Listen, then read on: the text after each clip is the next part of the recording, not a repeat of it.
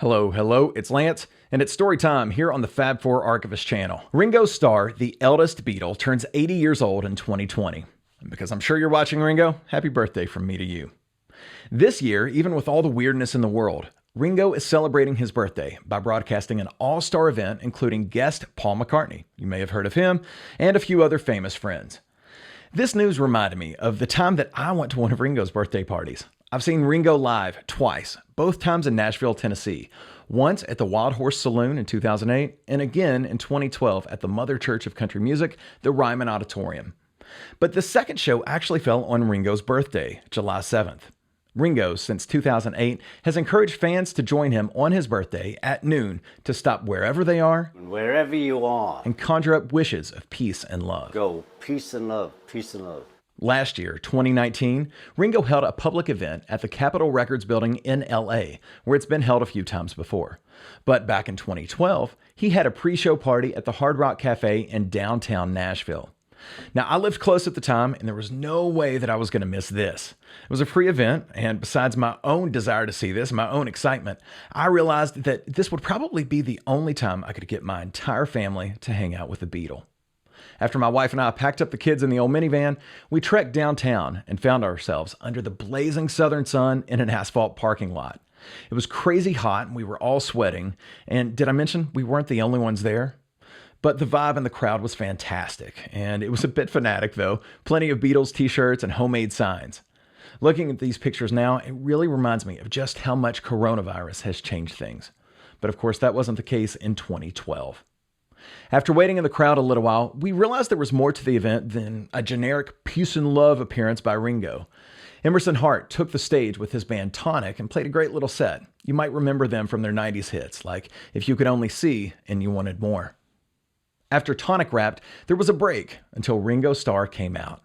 He made his way to the stage from the cafe and was joined by wife Barbara, brother-in-law Joe Walsh, and a host of other all-stars and apparent insiders.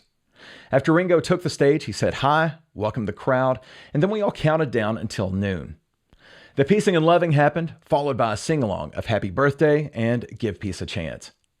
It was simple and fun, but really unforgettable, especially as I held my Beatle-loving kids and shared a little bit of living history with them. A few hours later, my oldest and I made our way back downtown, this time to the Ryman Auditorium, for the full-blown Ringo and his all-star band concert. We had great seats, even though we were way up in the balcony. And while my kid didn't know much of the non-Beatles songs, like Rosanna, led by Toto's Steve Lukather, you can probably guess what she did love.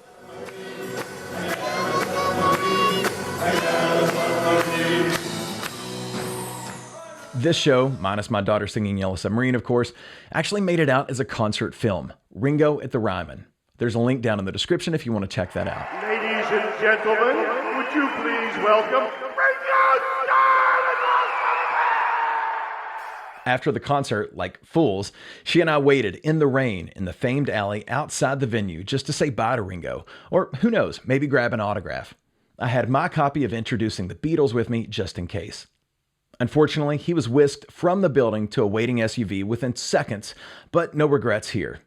If you look closely at my album, you can probably see a little water damage on the record sleeve. Now, while this obviously hurts any collectible value, it makes it all the more special for me. And it reminds me of an amazing day for this Beatles fan, especially as I tried my hardest to indoctrinate my kids with love and appreciation for Beatles music. So I hope you enjoyed this little story. I don't get too personal on the channel very often, but now back to you. I'd love to hear your close encounters with the Beatles, whether recent or decades ago.